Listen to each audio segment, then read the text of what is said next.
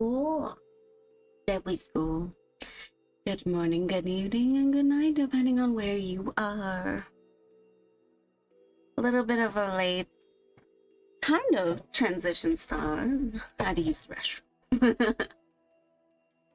All good, all good, all good. Give me a moment, gonna sip some water.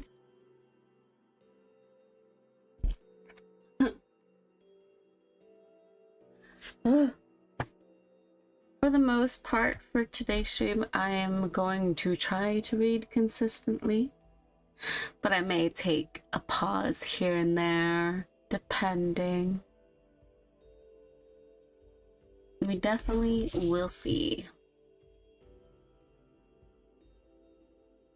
This is going to be a story reading from the book that I had been working on here and there, kind of chipping away at.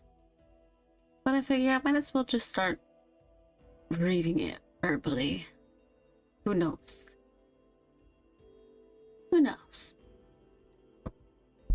And hopefully from there,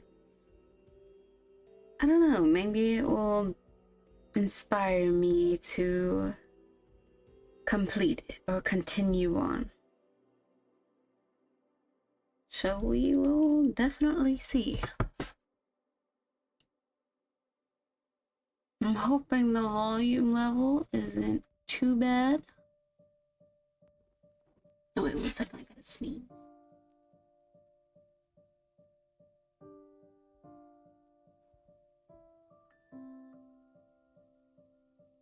Okay, I'm good.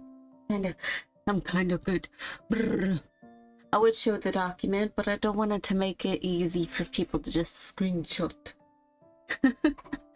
So it'll be just me reading it.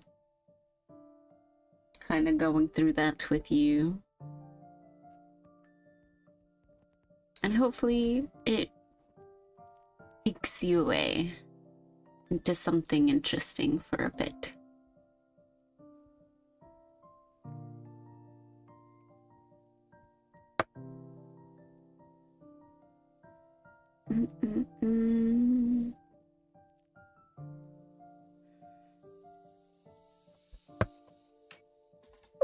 Okay. I was waiting for a moment to see something, but it should be good now. Oh, and I see you with the cat box, Orsi. I saw it in pre-chat. I don't think it'll show up on the stream since it was a pre-chat. But I seen your cat box. Welcome, welcome.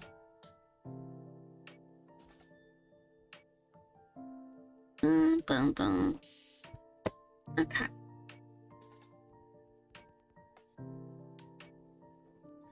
My throat is a bit rough today, but I'd be fine.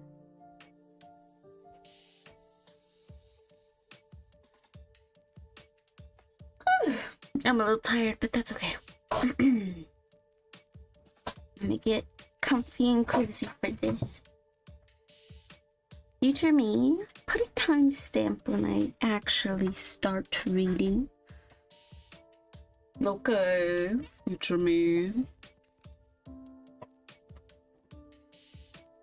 I do want to chat a little bit before I get into it on the fact I highly recommend watching Vaksakuma's new short film, which is a big step forward for a lot of VTubers and really opens up into a lot of creativity. I cried a lot. It was very, very good.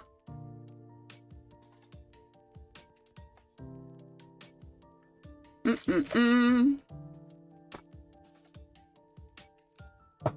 had a lot of great voice acting and music as well, so that was something.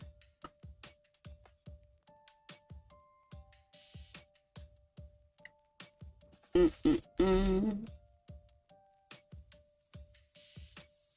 a very exciting moment. Don't mind me. I'm trying to wake up real quick by eating a chocolate. Nom. Currently, there's a lot more that I have for this story. And the story, I wanted to make a novel version of this world I had been creating for so many years. That eventually I developed into a homebrew campaign as well. And just the formally written part is 36 pages. And technically it's not enough. But when I'm sitting there and organizing and getting into the nitty-gritty, to me it's something I can be a little bit proud of. Especially when I'm sorting through years of planning and work and writing and roleplay.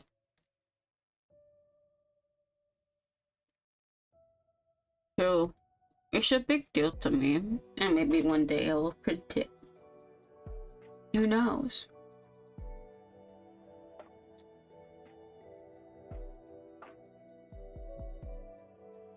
I'm not that very big worried though. I've been told before to keep it secret, keep it safe. But I frankly just want to share stories. And every time I go to start, I hear noises in the background. So give it a couple more minutes. So that doesn't disturb just. But because it'll be a little bit long read, I don't plan to have the stream be long. Maybe an hour, maybe 30 minutes of reading time though. So despite my talking time, this will be short. That way it's easier for people to go back to and listen.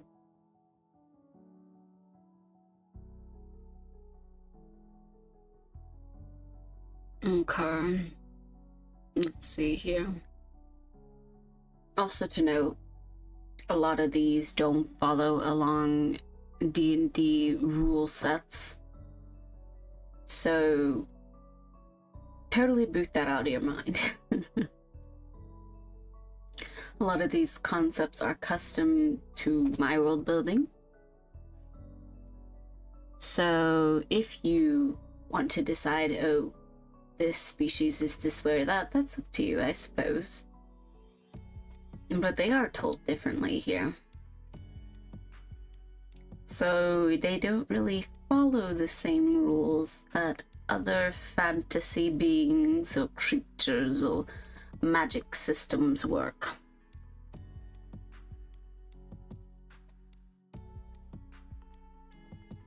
Quite frankly, it'll be a bit of a mess. Or melting pot, we'll see. I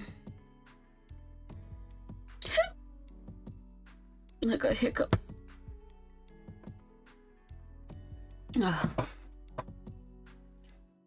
I don't know how many pages I'll get through, but the pages I will voice act a little bit here and there.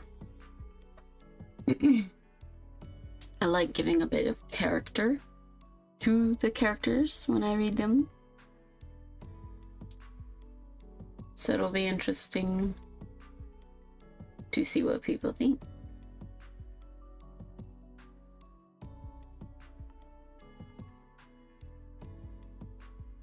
I'm having a bit of a pause because I'm listening, but otherwise this will be fine.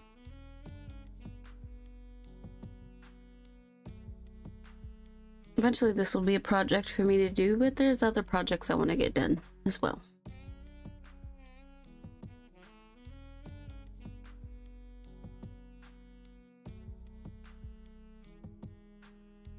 Alright, that's enough waiting. If you hear background noise, that's what it is. Is what it is. Take a walk.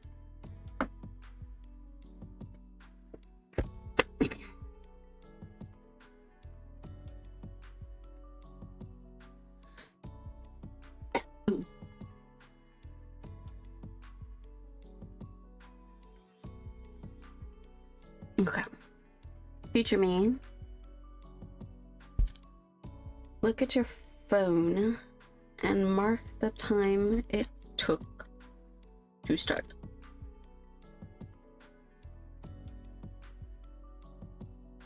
Okay.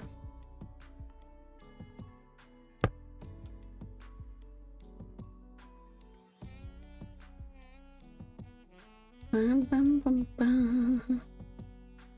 Bum, bum, bum, bum, bum.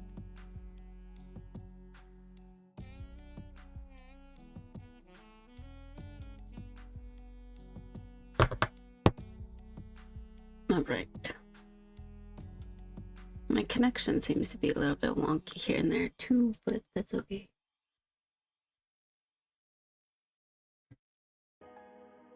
All right.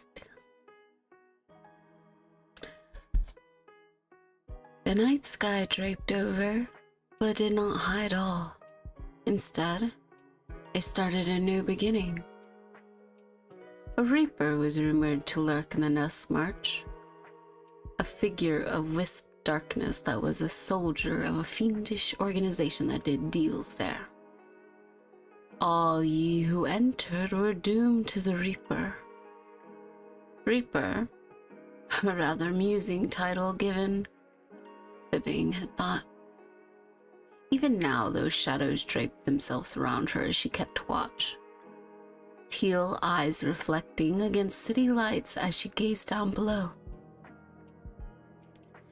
The spot atop a skyscraper had been taken in order to get a better view. A slow inhale of crisp air as her memories flickered back to that earlier day.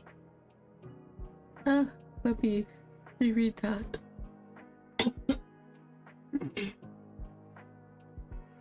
Slow inhale of crisp air as her memories flickered back to earlier in the day. Where is he? Papers were adjusted and a quill pen tapped lightly against its inkwell to rest. A secondary voice responded, soft yet haunting in tone. Pardon?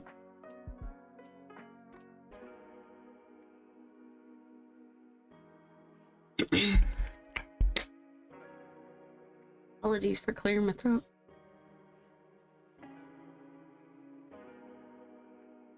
Where is my brother? A woman stood in front of the closed door with arms crossed. Muscles were flexed and jaw was clenched in her growing impatience. The male that sat at the desk let out a sigh and leaned forward to prop his arms on the desk. I sent him out on a mission. The distance was closed with furious steps and the surface of the desk was struck. The woman leaned over with a fury ever present. You sent him out without me? He's been out too long. I sent him with a coup.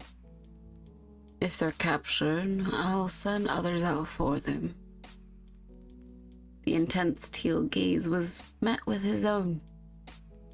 Irises so dark that they were nearly as black as his pupils, giving an eerie calm gaze back. The desk was rounded in a quick moment as well as the sound of fury. The woman had struck the male and glared. You are a fool for letting this happen. I'm going to go get them. No. The response was quick, given as he was still rubbing his jaw.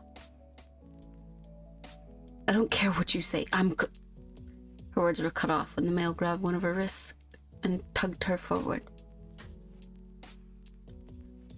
His eyes were wide as they captured her gaze so closely. No. Stay here. His words were low now. Whispers followed behind his words that supported whatever he said, weaving their way to coax others to follow what he... weaving their way to coax others to follow what they had said. Stay here with me. In the moments the words ran like silk, He would pull her closer. The darkness of those eyes seemed to overtake, threatening to consume anyone that would peer too closely. For a moment, it felt as those woven words would manifest in the back of her mind. That they should have talons that stretched out to dig out the edges, pulling, grasping, commanding her to follow their command. "Stay here with me," they whispered in command that would leak and tug at the whispered command would leak in with every tug of those talons.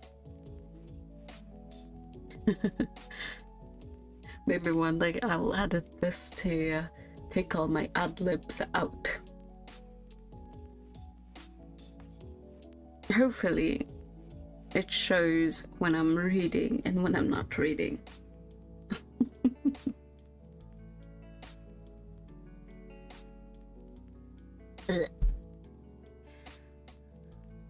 Okay, now again. Though they would manifest, another magic would present itself in her mind.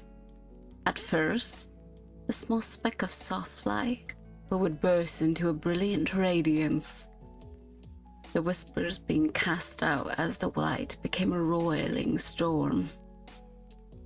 The woman narrowed her eyes and lips pulled back to bare teeth in rage.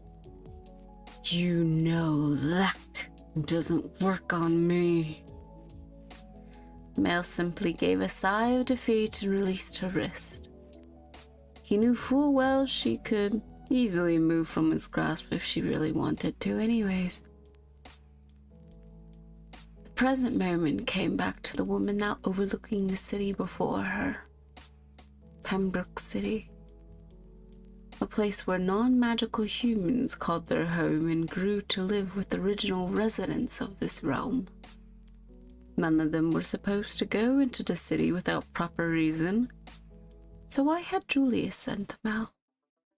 The thought had her jaw clenching again. The fool. A soft light bobbed as it floated over to her. As it came to rest on her cheek, the faint form was like a... 1 second.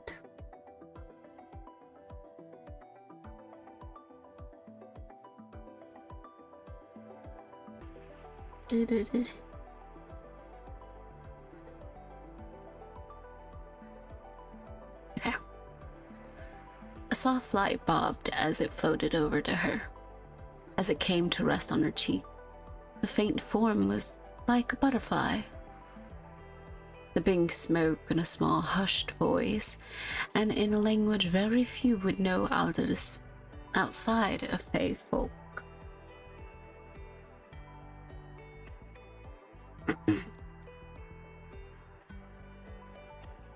Sluf asflu yultflu aku I rusen esru us yulu. The words, though spoken out loud in such a language, would come naturally to those that understood the language. To which, out of character, this directly translates in the text, and it reads, "I have found them. They did not steal Aku's magic. I will take you to them." Out of character, yes, I actually did develop a sort of way to write Fae language for this. It was very difficult, and unfortunately I don't think I have those notes on this PC, so I don't know. I may just redo it from scratch. That's one of the reasons why I stopped writing this.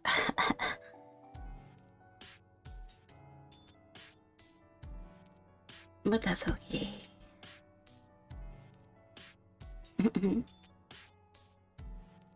The guiding one took off with their forms slightly changing in the process. To be more discreet, the Fae changed themselves into being smaller.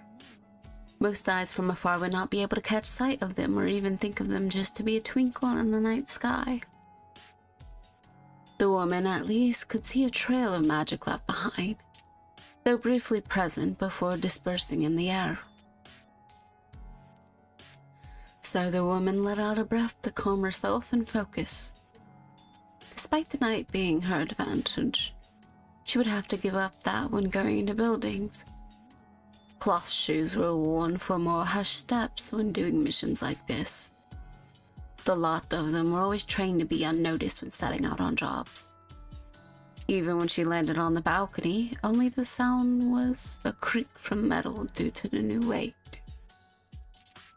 Her guide slipped through the crack in the balcony doors, but she had to open them herself. Instead of using physical tools, she had a bit of magic. "Open the way." Words were muttered as her hands swept over the area of the lock.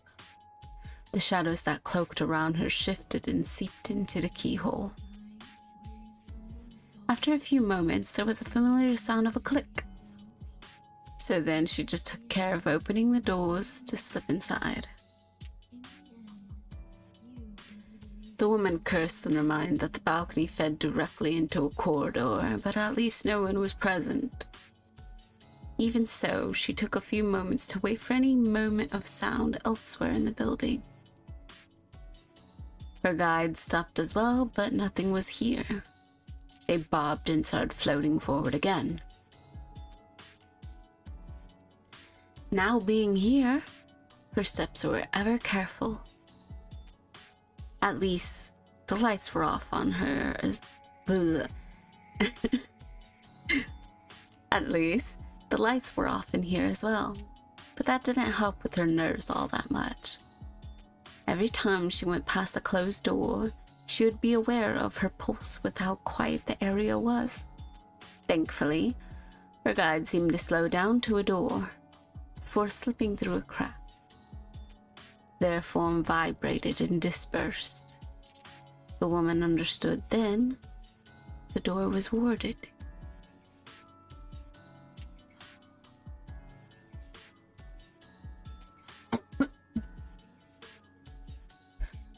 At least her trick before worked here, but in a different sense. Before attempting the lock, the shadows would work their warding magic, weaving into the fetters of such spell and negating it.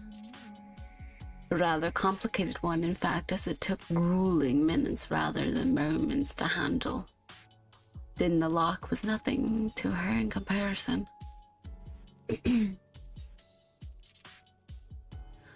When the door was able to be opened, she would slip inside and carefully close it behind her. Even with no light in the room, she could feel her brother's presence. A hand of hers brought up to raise the dagger she usually carried.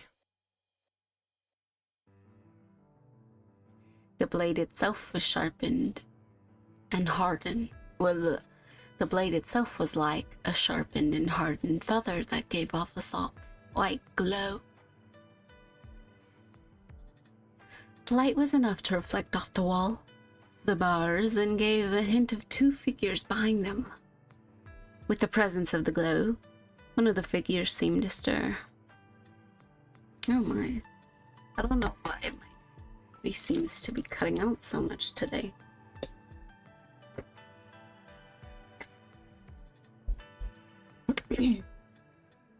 Blah. Okay.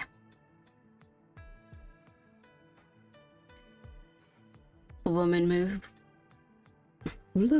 woman moved slowly closer, and with her other hand pressing a finger to her lips.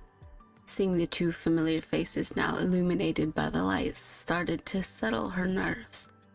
Hector and Aku were against the wall in chairs with bindings and gags. At least from a quick assessment, they had no major wounds. Simply ones from scuffles and their obvious discomfort for being bound. Hector squirmed against his bindings. Shh. The woman hushed him and started looking over the bars. She spoke to them in a hushed tone. Let me just figure these out real quick. Hector was the more petite one, and that bothered him at the moment. If he could just... The bindings were eating into his wrists now.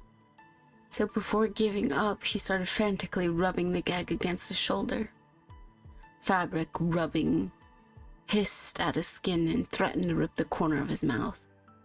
He gasped when feeling the hot pain, but felt the gag give way at its knot. "Atraxia, run!" he blurted out.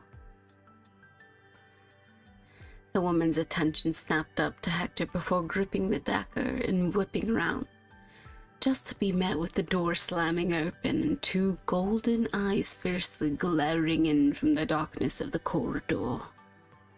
A rumbling growl started, and the golden eyes rose higher in the air.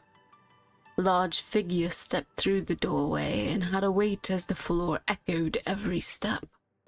The closer it stalked, the glow from her dagger illuminated a body of fur and maw that bared fangs. The light of her dagger went out, and she went forward to stab, but the beast's roar caused her ears to quake. Blunt force caused the wind to get knocked out of her, and immediately darkness came to her mind as well. As she lost consciousness, all she heard was the echoing growl fade away.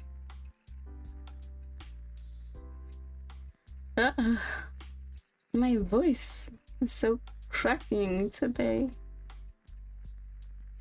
How embarrassing.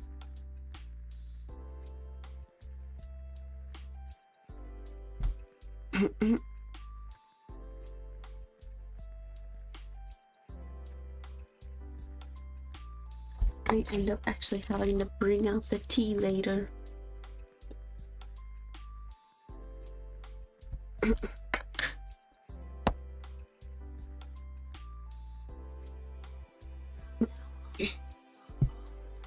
I would mute my mic, but I can't like do it fast enough.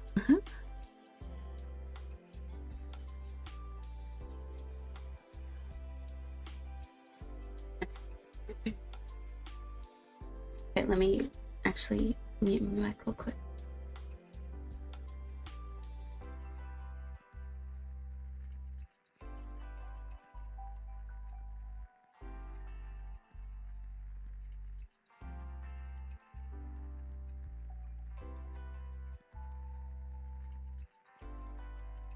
Okay. I believe I might be getting a little sick again. Oh well. We keep going. Chapter 2. Chapter 2. A woman wearing leather stood with an aura that demanded obedience while glaring over to Hector. Silver eyes weren't quite unusual to him or their rough appearance. Right away, he knew she was a shifter of sorts. His gaze kept shifting from her to a covered guard to the door. The woman noticed and cleared her throat, having him look back at her. Now that she's been taken in and was the only one, I am going to assume no more will come. So now, I will have questions for the both of you. Her thumb pressed a button on the small device she held, and the device holding their gags in place would fall off. Where did you take her?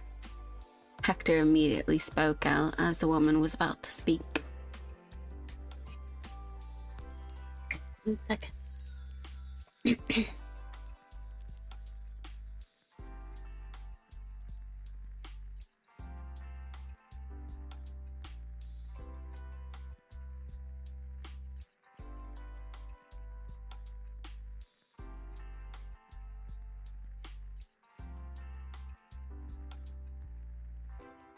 Yeah, just so we're aware for tomorrow's stream, if I continue to get a little bit more sick, it may just be a chill, even more chill stream, less talking, more art. We will see.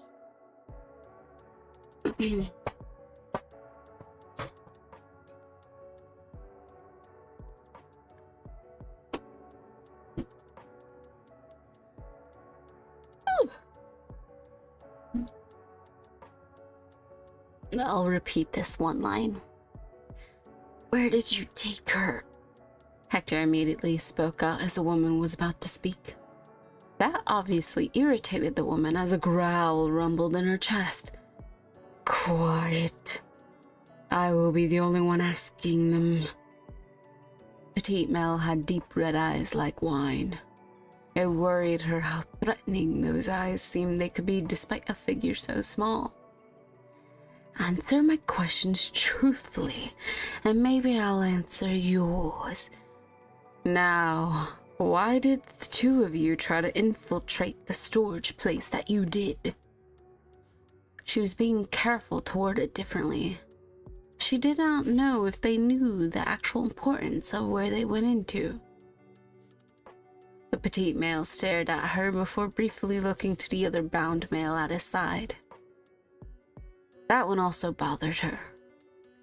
One with eyes that should be blind, but they seemed to stare directly at her. When the petite one gave him a dry look, dry wasn't even a part of it. Ugh, my throat. Yeah, this may be a short one. When the petite one gave him a look, the black-haired one simply smiled without looking at him. These two were already odd, even as the petite one nodded and stared back at her. Our leader Julius sent us here to get some forbidden biochemical study tomes you're supposed to have locked up in here. Now, where's my sister? Why is she separated from us? The woman was thrown off by the blunt honesty given and hearing the name mentioned. Did you really say Julius? Is this some sort of trick that you're saying such things without guarding yourself? Oh, we don't really care if he gets upset about it. Right now I'm more concerned for my sister, and if you don't mind answering my question. The woman narrowed her eyes, but the male simply stared back with hardly any emotion. She didn't know what to think about these two, but she didn't really like the staring. Right.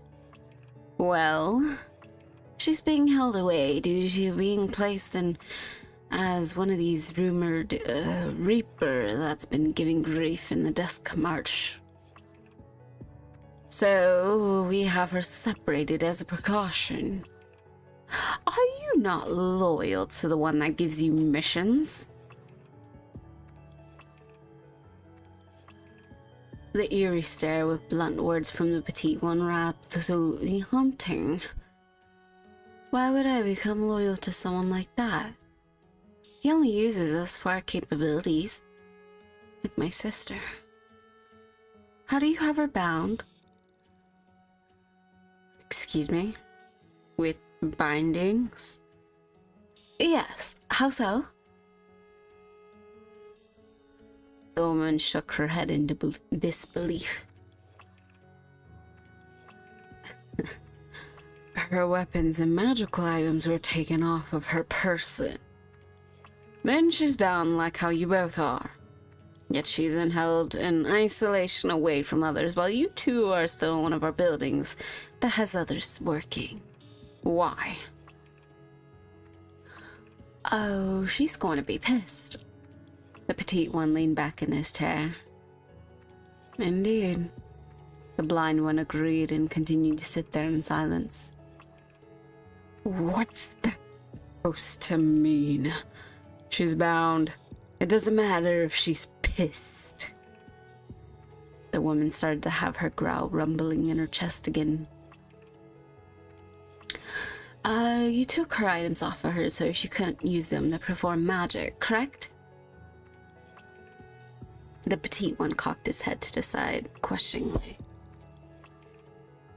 Yes. Why?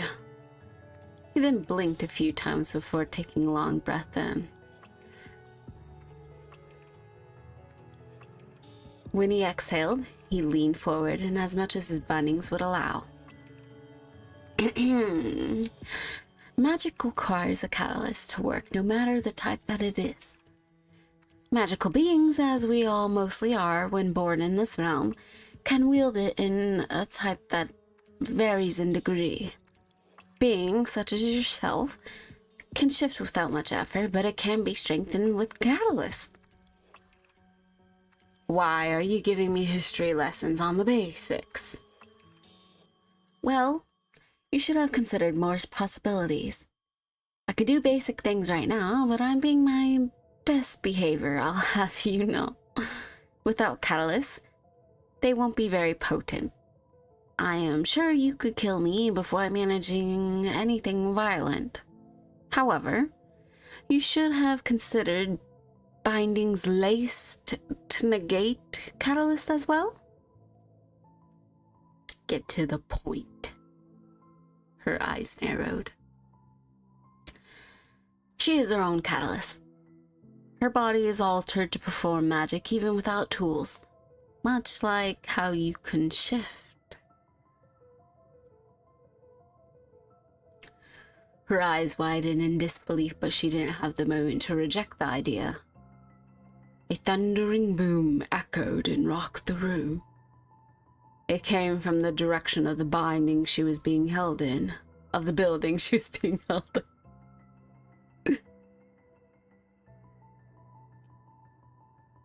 Okay, let me reread that. It came from the direction of the building she was being held at. Then her earpiece would beep before panicked voices started relaying information. Multiple voices that were being transmitted from different areas to give out information. She's definitely pissed. The petite male let out a sigh. However, what is going to happen is not how she is. We only do what Julius wants because he has his ways to control her. Charms don't work, but she has a magical contract that was forced on her. It triggers and makes her lose control at the moment's last moment thing. She's not a tool, so please, take me to her and I'll help calm her. Or at least try. At least enough for you to knock her out again and hopefully dispel the magic on her. Then you can arrest us again and interrogate all three of us. Just, don't have us separated. Panicked voices kept going on as she listened to what the male said. What had this come to? She'd needed to make a choice.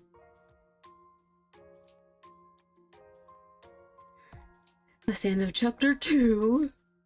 I'm gonna take another water sip. Water.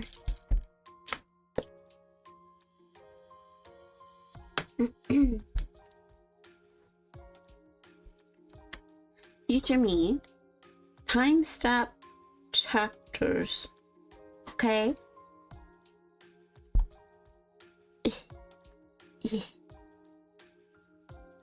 There we go.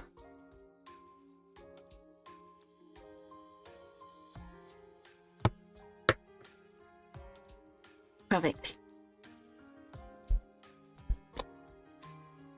I'm gonna mute my mic again so I can do a little cough.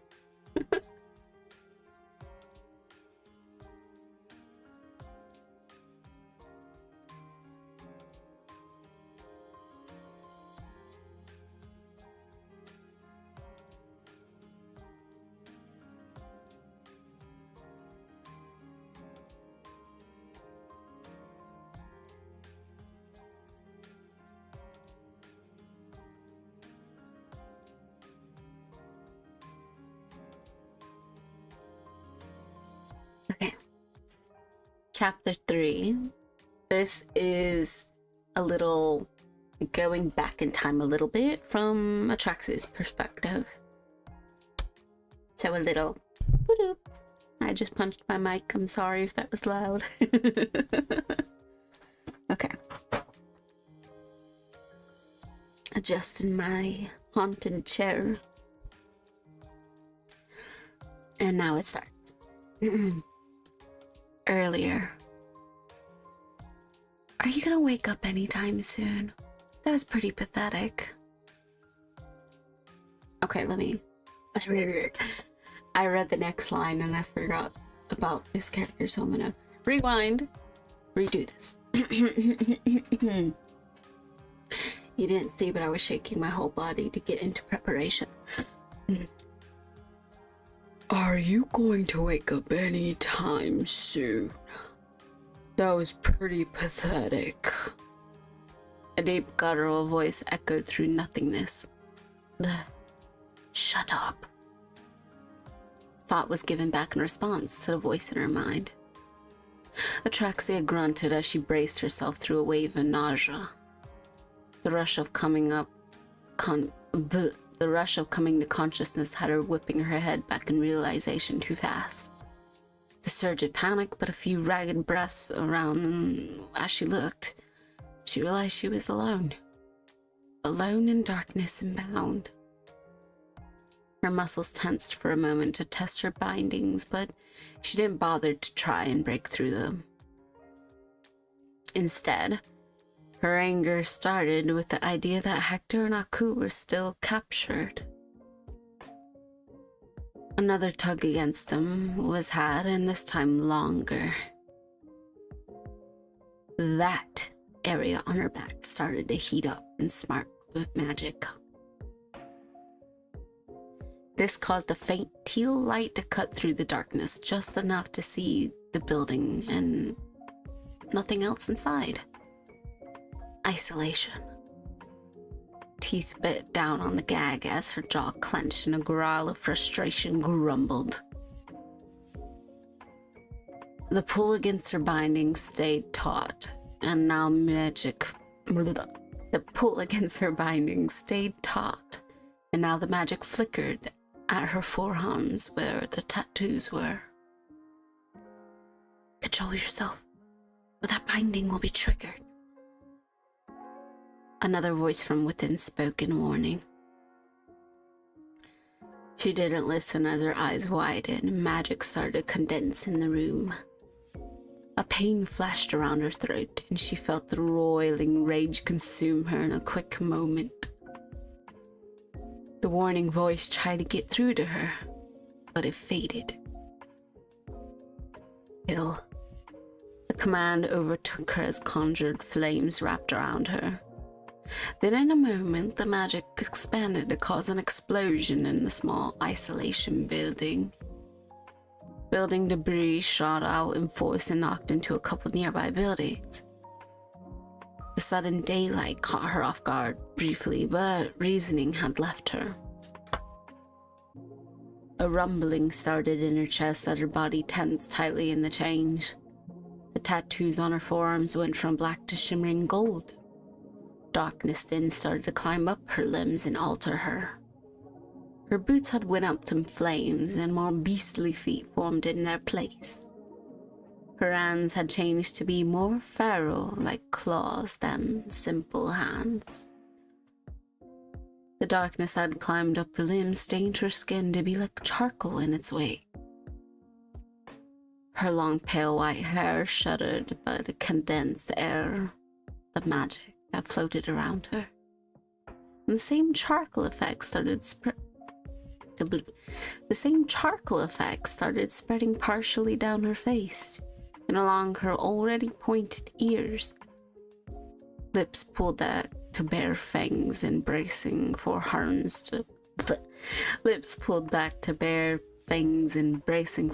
that started forming from her head. Two sets, one pointing upwards and the others that would curl back on the sides. The teal of her eyes had gold overtake them and the pupils constricted into slits. When a couple guards came running at her with lance-like weapons, a shadowy appendage shot out behind her and whipped her on to knock them away. Kill. The command rang in her head and caused her to grip her ears and grunt in frustration. The command again rocked her mind and had her vision blurred as well as her senses started to dull. So much was going on at once that it was overwhelming to go with that of her rage. Even when she screamed, it was only pain as her throat gave way to the fact that she was actually screaming. Other guards started moving in to surround her with their special lances at the ready, cloaked in identical garb. Not that that mattered with her vision. Kill. Command went out again, and she bellowed out a roar towards him, with claws at the ready. No, run. The lingering fragment of herself pleaded that those guards would run from her. Kill. Her body lurched forward without her wanting it to. The fragment of herself would try to close her eyes if that were possible. No. Everything was a blur till she realized that there were bodies around her amongst the debris. That more guards were seen in the courtyard coming towards her.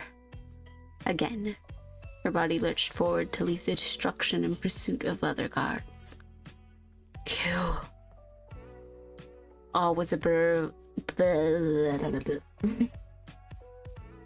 A brew. All was a blur till a shadow loomed over.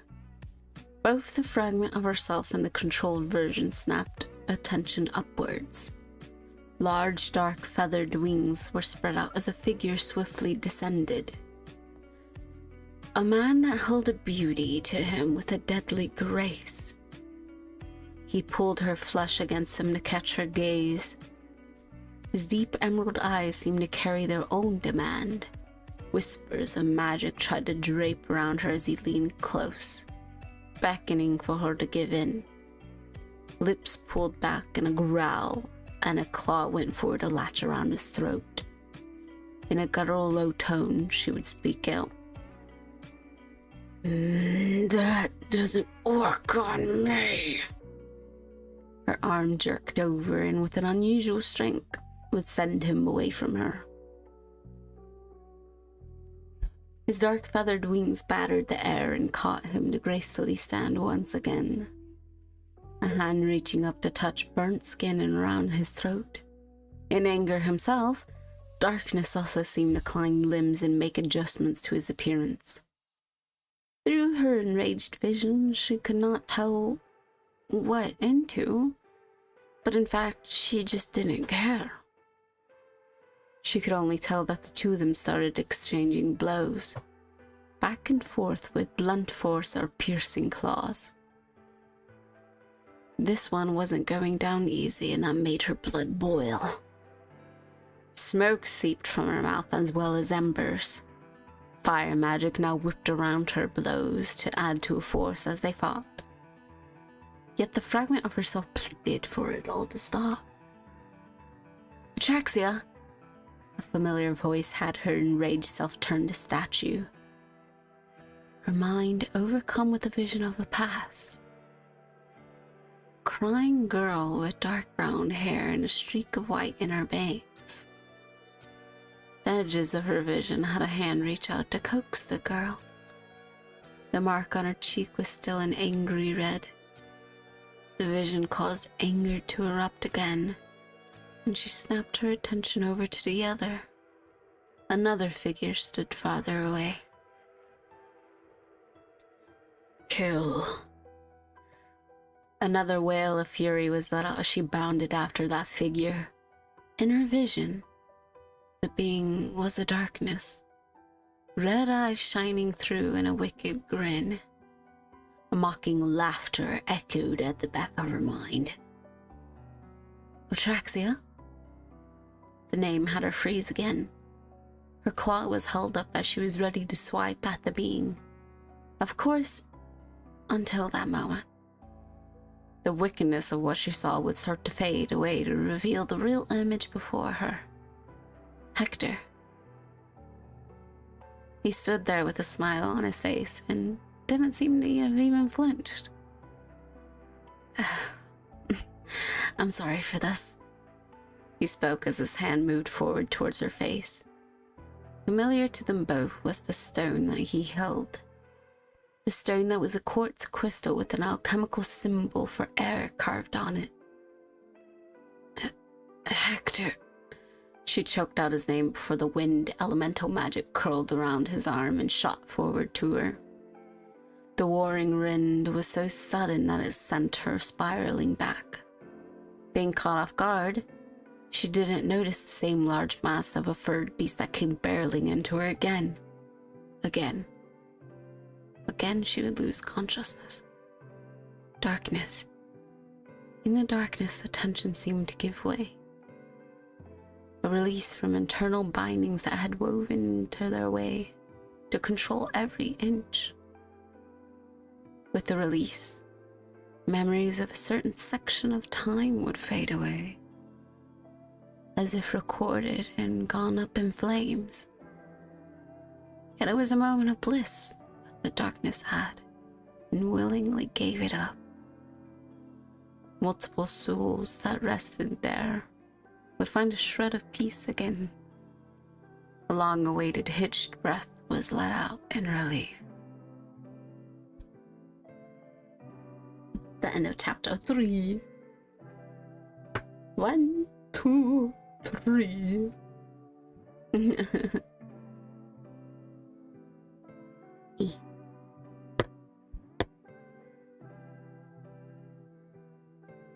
Let me click.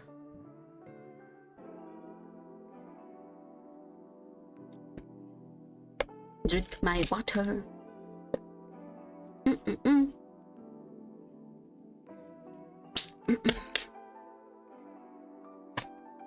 Yeah.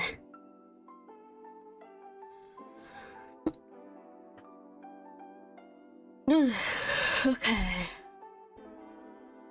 Ooh.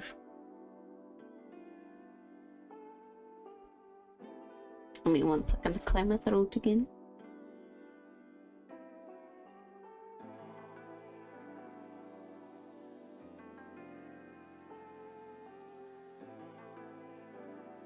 Okay. Chapter 4. A question had been said that would start to wade through the darkness. Groaning, Atraxia reached up to clutch at her head to nurse her headache. When there was a touch on her shoulder, she turned her head to look. Hector was giving an apologetic smile before gesturing for her to look forward. When she followed his gaze, a groan had left her again. The three of them sat in chairs in the middle of a room. There was a moat of water that was only about 6 inches wide that curved around them along the floor. Beyond that, the floor was raised and a stone table curled around the border in a half circle. Chairs were placed behind the table, and 4 of the 9 chairs had beings sat in them. The one on the left had a proud aura, and silver eyes that seemed to stare towards Hector, who stared right back. A woman hardened by who knows what, but Hector simply smiled, and she had narrowed her eyes. The next 2 seated had her catch her breath. Though their eyes were clouded by cataracts, they both seemed to look right inside her. A man and a woman that held their age like a knife. Their wisdom hung around them like formal draping. Magic radiated off of them that gave her a feeling of the very nature around. She knew what they were. Druid elders. The woman even smiled when the thought crossed her mind. Then they also had to be from different circles. The male had a darker tone with a tinge of green to his skin, but a sleekness as if a layer of moisture was ever present. Then the woman had skin as dark and texture as a mighty oak tree. Thinking of the comparisons and trying to place circles, the woman's piercing gaze caught her off guard again. Atraxia knew she usually had a bad attitude, but she knew giving one would turn out quite bad in this case. Then the last one she looked at was a familiar face. Well, vaguely familiar, but she understood it was the one she had fought earlier. Except right now, with no wings stretched out behind him, he simply sat there and eyed her with an annoyed expression. That was reasonable, though, she thought.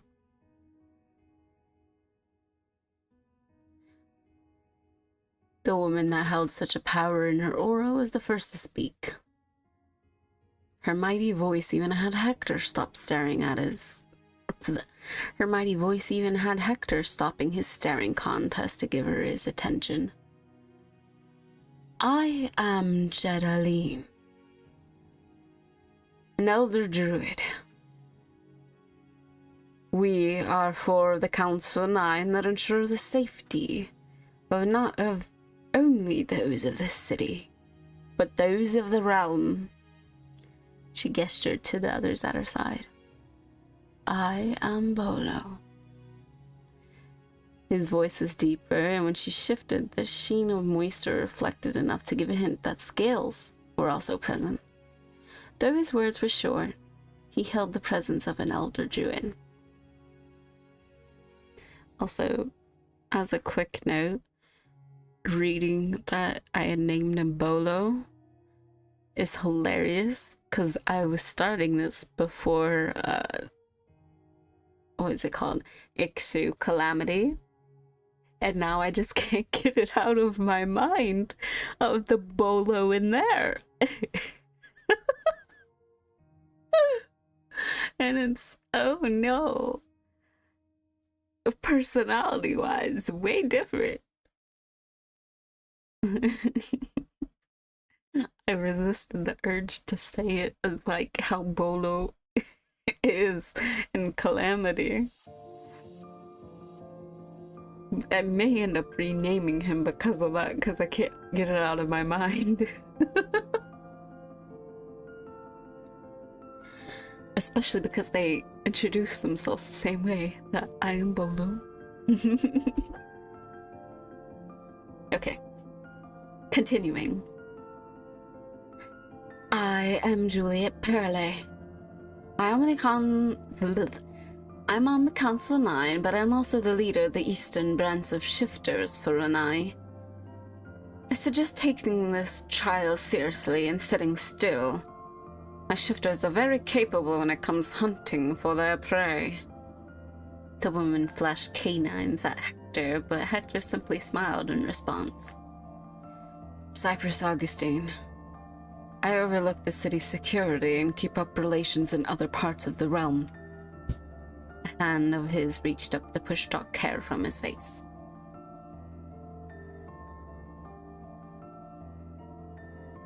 I'll give this a pause.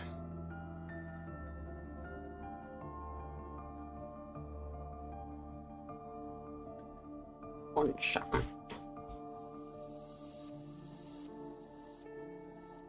Okay.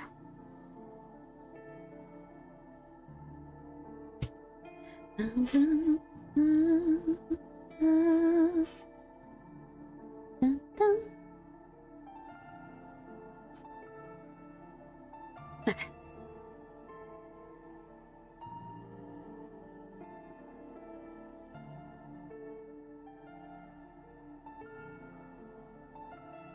Oops.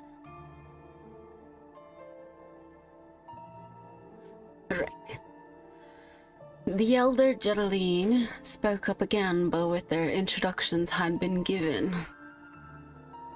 Oh no, after their introductions had been given. As mentioned, this is a trial. We will be giving you 3 questions and weighing the situation. A deal had been struck and it will be followed. Dissolving a situation in cooperation, in return, you would behave for this. A nod of acknowledgement was given to Hector, to which he gave a smile in return.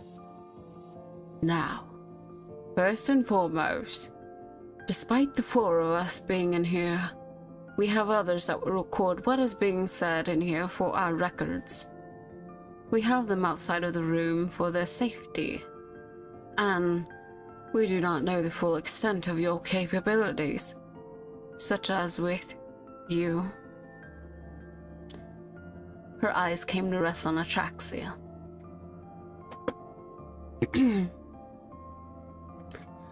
So the 3 of you, give us your preferred names and pronouns. State your capabilities and speak of your past doings. We will know if you aim to hide information from us. All four of their gazes settled on Atraxia, making her very aware they wanted her to speak first. It made her uncomfortable to be on the spot. What exactly was she supposed to say after what had happened? Hector spoke up first. Hector Waters, and I go by Hidenon pronouns. His hands clasped together to pull their attention away. It was then that Atraxia realized how they all wore thin bands around their wrist. Proper magic sealing bands, as seemed. I don't think I'm really good at that magic, but my emotional state is very hyperstorm. Okay, let me redo that. I don't think I'm really good at magic, but my emotional state is like that of a hyperstorm that changes in a blink of an eye. He proudly grinned. Nonsense. Atraxia spoke out. Hector has a talent with magic relating to script usage, decoding, weaving, tome-related magics. Hector laughed and fanned his hand towards Atraxia in dismissal. Well, I guessed. I am Aku Waters. The usually quiet companion they had would speak up next. I am not magic like the two of them are. I am quite blind, but I have a contract with a Fae being. They give me sight, and I am quite good with weapons and tracking. His soft smile almost seemed threatening. Ah. Him would fit me, I believe. And you? Jedeline looked over at Atraxia again. Atraxia locked eyes with her and took a long breath in. Atraxia Waters, and many pronouns really. Hector and I have a thing with elemental magic and infusing it with alchemy. Then we both have a thing for summoning magic. Summoning magic, an art that's only used by, summoning magic, an art that only is used by older beings. Jedeline now narrowed her eyes.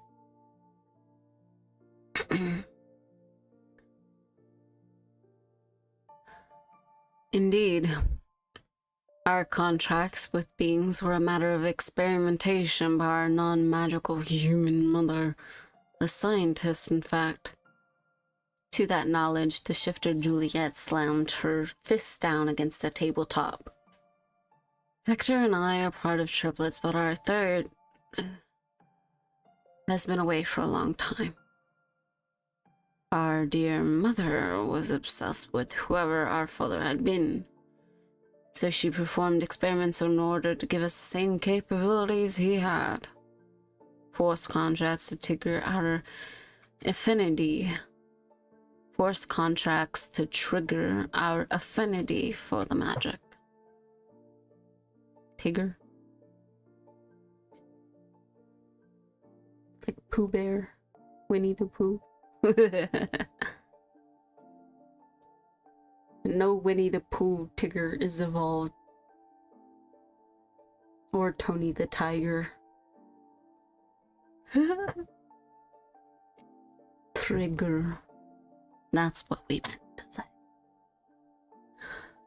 Hector summons via terms kept in his pocket domain. Then perhaps I'll just show you. Her brows raised as if to give permission. Jedeline nodded in response. Take a little sip of water.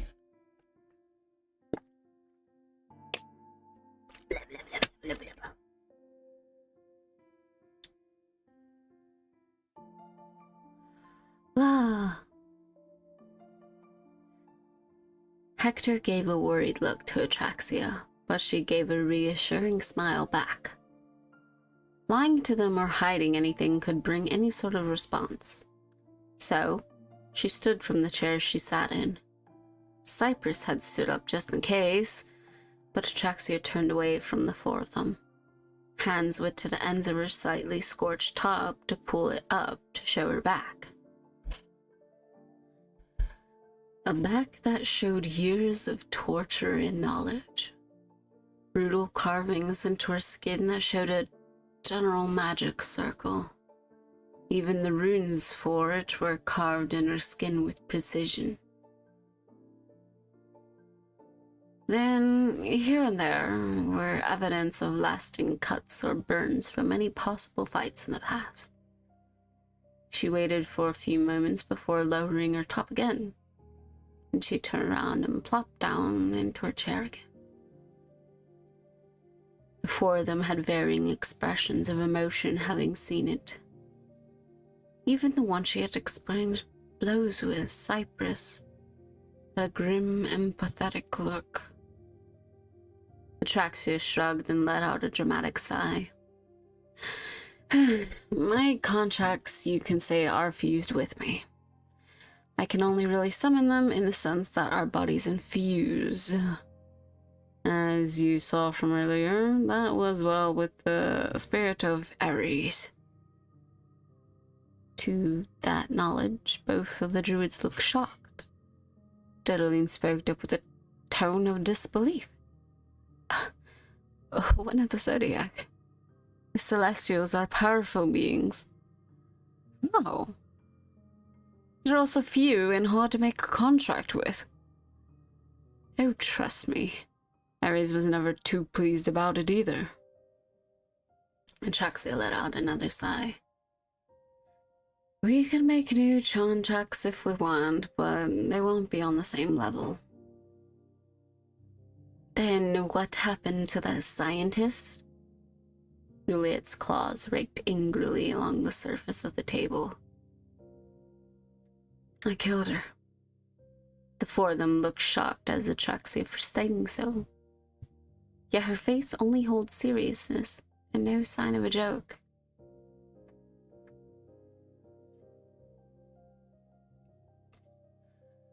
She was cruel. If there was any time that I or a sibling didn't meet her expectations, she would lose it. When she would go to punish us. Wait, which one? Hold on. Okay. Rewind. I started voicing the wrong person. She was cruel. If there was any time that our sibling or I didn't meet her expectations, she would lose it. And she would go to punish us. Atraxia would always step in to take it instead. Atraxia would always be dealt with the brunt of things to protect us. Then she started making deals and working with Julius. Our sibling went away just before that, actually. Mother was angry. She made the deal larger that we would be weapons for Julius, and in return, he would give her more towards our experiments. Hector paused a moment, his head hanging down. The streak of white in his bangs with his dark brown hair just mirrored Atraxia's hair, being white with the dark brown streak in the bangs. Then one night it was us, Mother and Julius, in the office. She was upset over the assistance that she wanted from him being too slow. I spoke out to try and calm her, but she whipped around and shoved me. She was walking over to try and do more. Then I held my head like this and closed my eyes. Hector reached up to put both hands on top of his head and to partially cover the tips of his ears. Then I heard struggling, so I looked up. Atraxia was very angry and was choking her. I looked over and Julius just had a wicked grin on his face and let it happen. He then removed his hands and looked up to the four of them. The terror of remembering moments of the past melted away fast, and a grin spread across his lips. Oh, but we let Julius Julius let us do what we wanted to her after. So we performed experiments of our own. And then we did a bit of gardening in one of the gardens.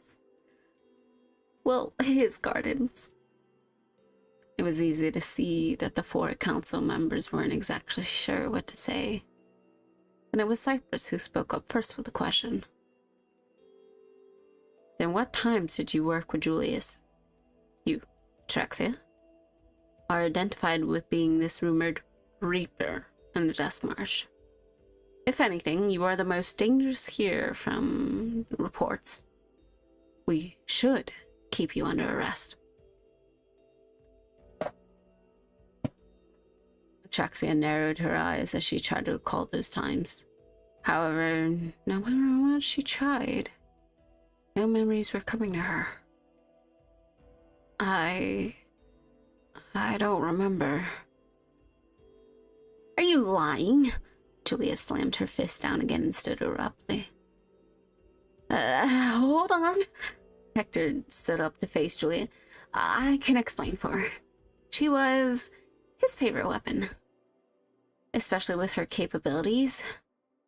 Charms don't work on any of us, and he needed a way to ensure that we went along with things. So he forced a binding of sort, a contract between him and her. The one you managed to dispel. In any moment he wanted to use her, that binding was like him jerking a collar. The contract wasn't properly done, so it can be dispelled much like any other one, fortunately, I should say. Out of worry for that reason, he made sure to add another function to it. If it is to be dispelled, it wipes her memory of that time. Raku and I, we weren't allowed to come along with any of the serious things, so we wouldn't know the things she's been a part of. It was clear that even hearing this would leave Trexia stunned. Tiddling then stood and put her hands together as she acknowledged them. Very well. I think we have heard enough for now. We will deliberate and return to cast our judgment. The judgment of those that may pose a danger to our city. After stating so, the four of them left the room through the back double doors.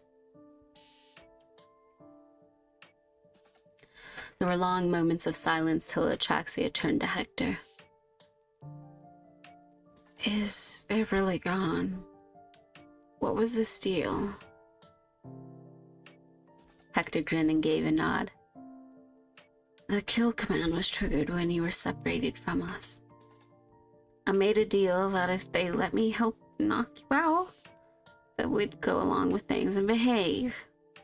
Told them that you needed to dispel it and that would be very honest. Even hearing it vocally confirmed felt so much more.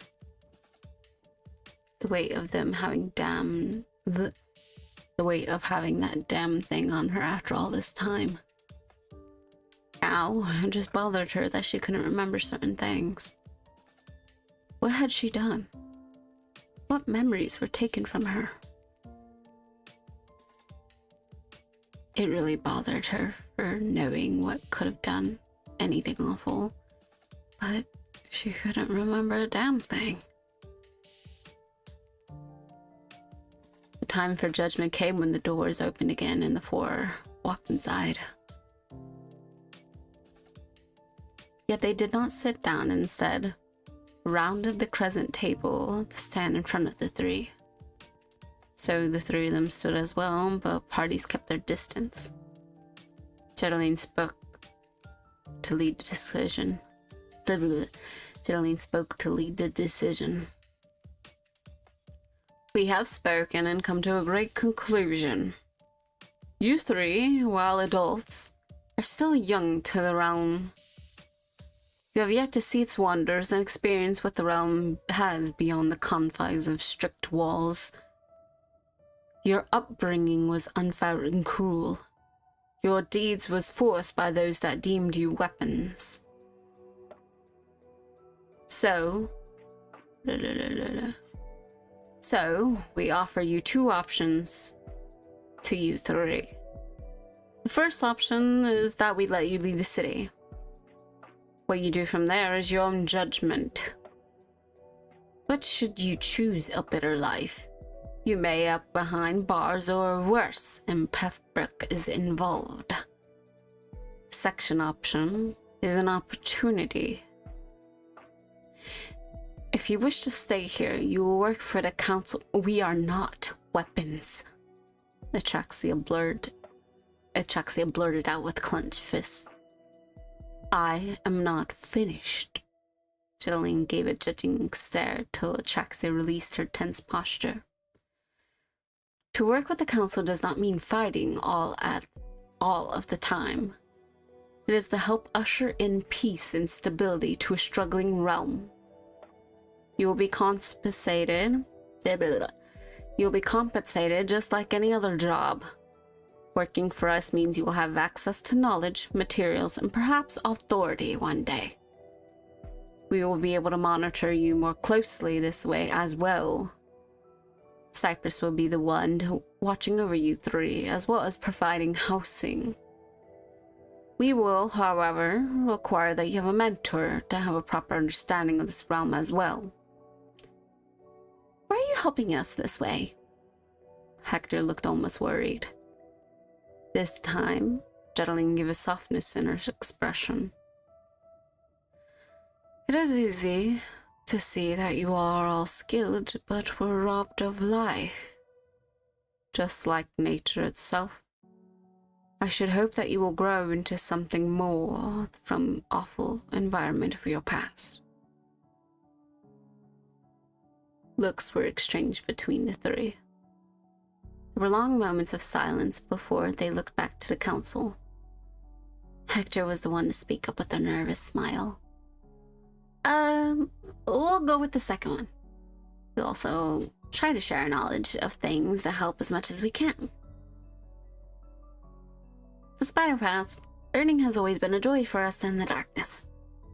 Fideline seemed to leave when giving a smile. Very well.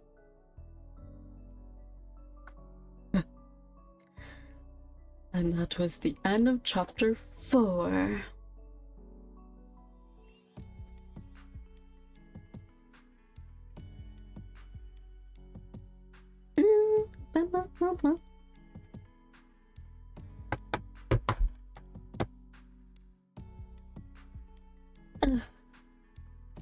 Oh my. Okay.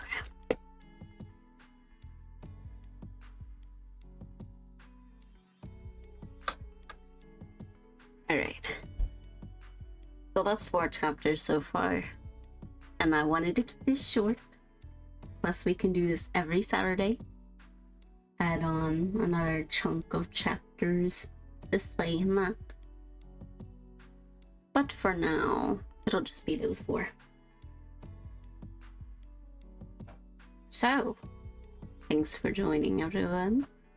I hope you enjoyed the first 4 chapters of this wonderful story. Or at least I hope it's wonderful. I have high hopes for my own creations. Tomorrow will be a chill stream of art and chill and strategic. I'm losing my voice. Okay. Have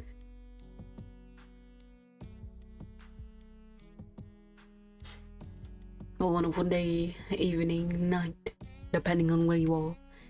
There's daylight savings time tonight for I think it's only certain areas.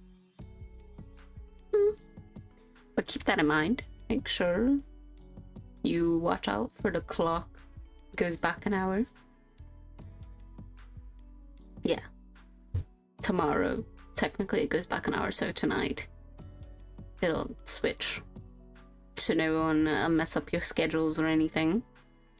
If you are a part of that. Because I know some parts, they don't change times till a couple more weeks or so. Of course. You're welcome, you're welcome. I'm starting to lose my voice. I may have went a little bit longer, but things in the house were getting a bit more louder in the background, so I didn't want that to be picked up. There's a lot more many chapters, so yeah, I think I'll do this. Keep the actual storytelling part to roughly an hour if I can.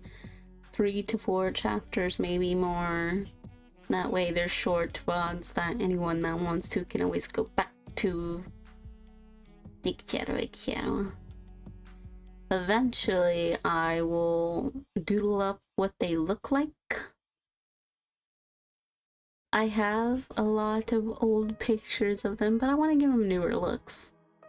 I may do some editing here and there to the novel itself for more updated things.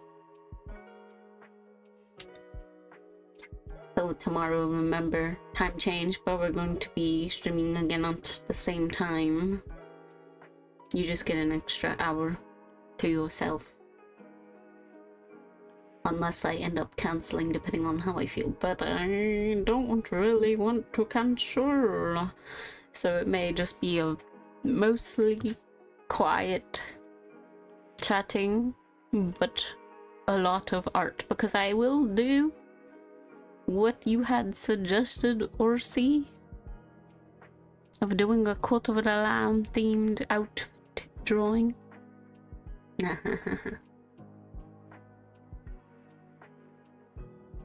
So yeah, enjoy the rest of your day. I will just leave it on music now. I should have like a little clever outro thing to say, but have one for the rest of your day, night, evening, whatever time it is for you all.